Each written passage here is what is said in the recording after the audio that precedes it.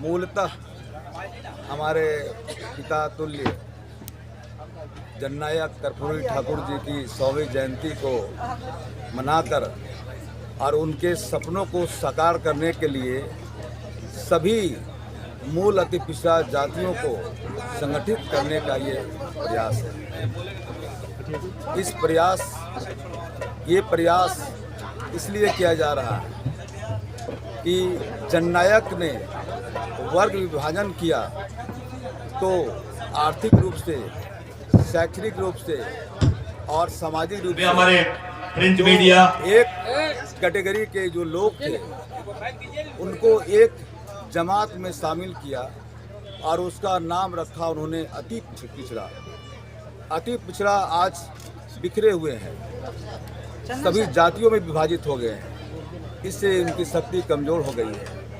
हम उनके पुनः जो उनके अंतर्मन की व्यथा थी हमारे जननायक की, उसको दूर करने के लिए सभी जातियों को एक मंच पर ला करके एक जमात का निर्माण, एक वर्ग का निर्माण करने का ये मेरा प्रयास है।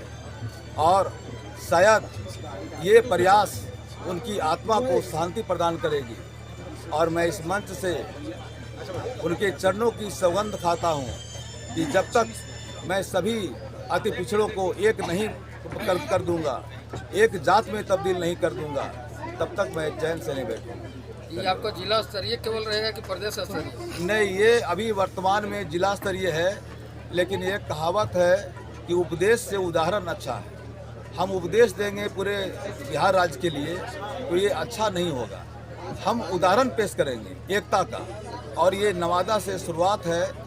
उनके कर्पूरी ठाकुर के जो गुरु रह चुके हैं लोक नायक जयप्रकाश नारायण, तो लोक नायक जयप्रकाश नारायण के कर्मभूमि शेखोदौरा आश्रम से हमने इस पुनीत कर्म का आगाज किया और ये नवादा से निकल करके और पूरे बिहार में फैलेगा।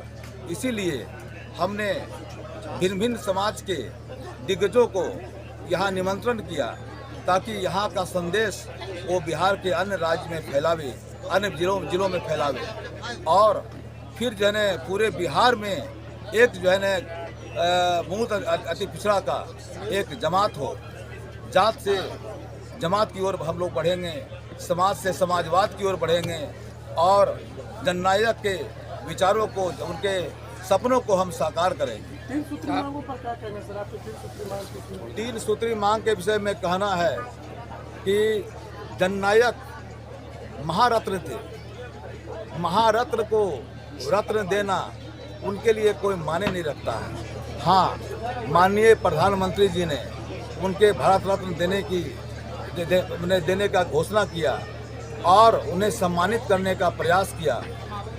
मूलतः ये अति पिछड़ों का सम्मान है, उनको जो है न उनकी भावनाओं का उन्होंने कद्र किया। मैं उन्हें धन्यवाद देना चाहता हूँ, लेकिन अच्छा ये होता यदि वो मैंने 8 साल से हैं, अगर प्रथम काल में ही श्रद्धा से उनको भारत रत्न दिया जाता तो हम उनके और भी कायल होते। लेकिन मांगने से जो मिलता है उसका महत्व कम जाता है। अगर हम कहें कि हम बहुत बड़े आदमी, हमको प्रणाम कीजिए, तो ये हमारा बेइज्जती है, अच्छा नहीं लगता।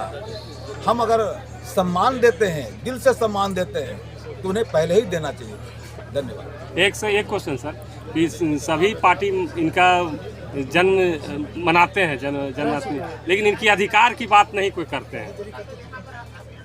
नहीं, पार्टी मनाते हैं तो ये तो अति पिछड़ों की एकता को जो है ना अपने में समाहित करना चाहते हैं, इसलिए मनाते हैं। हम लोग तो कोई पार्टी नहीं है, ये तो जो है ना नॉन पॉलिटिकल जो है ना संस्था है, इसका राजनीति से कोई लेना देना नहीं। इसका अब जेपी शेखोदौरा आश्रम उनके गुरु की कर्मभूमि रही है, और जब हम गुरु की मैंने स्तुति करते हैं तो शिष्य की स्तुति स्वतः हो जाती है।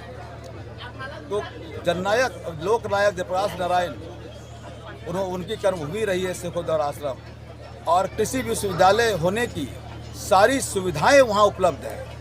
आज तक किसी राजनीतिक पार्टी ने इस तरफ निहारा नहीं और इस विषय को उठाया नहीं। मूल अति पिछड़ा बुद्धिजीवी मंच नवादा पहली बार उन्होंने संकल्प लिया कि लोक नायक जयप्रकाश नारायण के नाम से वहाँ जो है ना विश्वविद्यालय, कृषि विश्वविद्यालय जो है वो स्थापित किया जाएगा, ताकि लोक नायक को सच्ची श्रद्धांजलि दें और जननायक की भी उन्हें इच्छा पूर्ति हो। तो हम तब तक ये प्रयास करते रहेंगे। सरकार से आपके माध्यम से हम अनुरोध करते हैं कि लोक नायक के शिष्य मुख्यमंत्री रहे हैं, लालू प्रसाद भी रहे हैं, माननीय नीतीश कुमार भी रहे हैं, माननीय सुशील कुमार मोदी भी रहे हैं और भी कई दिग्गज नेता उनके शिष्य रह चुके हैं।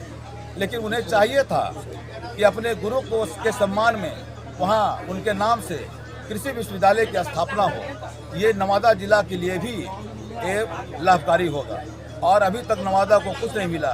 कम से कम जननायक और लोक नायक के माध्यम से यही मिल जाए, वही काफ़ी है।